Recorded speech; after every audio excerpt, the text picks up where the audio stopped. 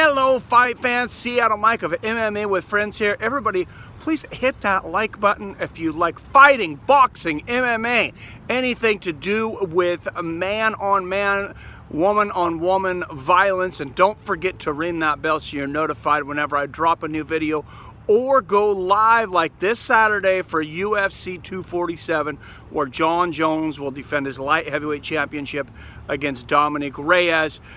Sugar Shane O'Malley will return, and Derek Lewis will take on Ilir Latifi. Some other great fights on that card. But let's talk about another great fighter, champion that was one of the greatest fighters of the second half of last decade. And first, I want to talk about distractions that fighters face. We all know that fighters, especially MMA fighters, they don't make what boxers do, and a lot of fighters don't make what NFL players do, NBA players. They diversify. Some of these guys really diversify. Ronda Rousey, she was doing a lot of acting. She was in movies. She was on TV. She was all over the place, award shows. Admitted later, said she was distracted. Brock Lesnar, of course, going back and forth between UFC, WWE, Conor McGregor, maybe the most recent example of that. Businesses outside of the cage. One of the most popular guys outside of the cage, and then doing his thing over there in boxing with Floyd Mayweather, then taking some time off.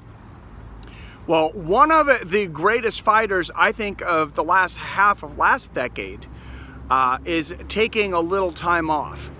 He's been in a lot of things, TMZ, on TV, in movies. You see him all over the place, in the broadcast booth as well, talking about ex-welterweight champion Tyron Woodley. And we have not said that for quite some time. He was champion from July 2016 till losing his championship to Kamaru Usman in March of last year. And as dominating of a champion as Tyron Woodley was, Kamaru Usman dominated every minute of that match. And Tyron Woodley looked in the mirror and he says, hey, I got to change some things. And I got to hand it to him, because he left a life of luxury and got on a plane, got on a boat or whatever, and he is living over in Thailand in a very small room, going back to his roots, training the old Thai way, very strict diet. The guy is always, looks like he's in tremendous shape, but his cardio didn't show that in his last fight. It just didn't look like the Tyron Woodley of old. He had a hard time getting up off the ground. I mean, Kamaru Usman just held him on the ground seemingly almost the entire fight. And he's just getting back to those basics. So he's over there striking. He's over there Thai boxing. I mean, Colby Covington stood with Kamaru Usman for almost all of 5 rounds and got the better of him probably until his nose got broken. And Tyron Woodley, he used to be, I would say, 10 times the striker of both of these guys. One of the, hardest punching guys in welterweight history. And we thought, yeah, maybe he got old, maybe he fell off, maybe he's distracted. If it was distracted, he's getting back on track. I've seen videos of him training over in Thailand. He looks very explosive. He looks very serious. He did go on Skype on the Ariel Helwani show and said he just wanted to get away from all the distractions. And after going to Thailand, I mean, he's going to go into enemy territory, Leon Edwards' backyard, and Leon Edwards on a tremendous streak of his own. You would think if he beat Tyron Woodley, it would be really, really hard to deny him a shot at the title. The winner of this has really got to be in line for the winner of, Kamaru Usman. It looks like probably going to be Jorge Masvidal. And I can't wait for that fight. But Tyron Woodley, he's got a fight in England.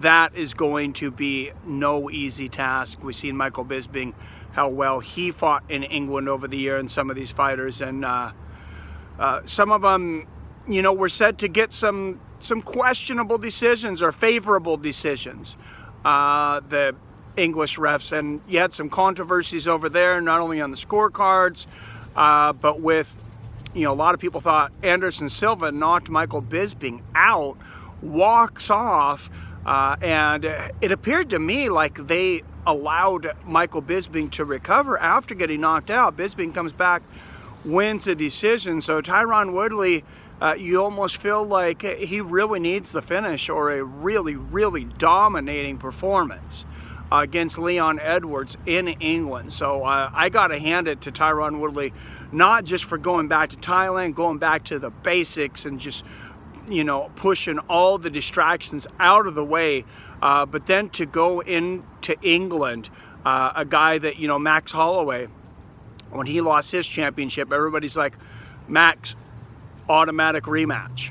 And I agreed. Stipe Miocic loses his, 4 title defenses, automatic rematch. Tyron Woodley, he'd been champion since 2016. Not too many people were talking automatic rematch. We don't even know if he gets the next title shot, if he gets past Leon Edwards.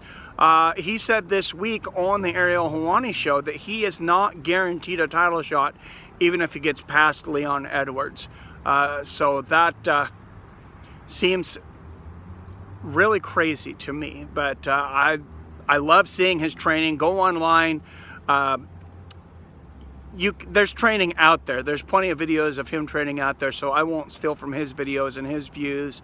But go out there and check that out. I want to know what you guys think, though. Can Tyron Woodley come back? Can he defeat Leon Edwards? Is Leon too much? Or can Tyron Woodley return to his old ways? Let me know down there in the comments. And how excited are you guys about this fight? And it will be on free TV. It's not even a pay-per-view fight. We are so spoiled in MMA these last couple of years. But let me know what you guys think about that down below. As always, I love you. I respect you. And I'll see your fine asses later.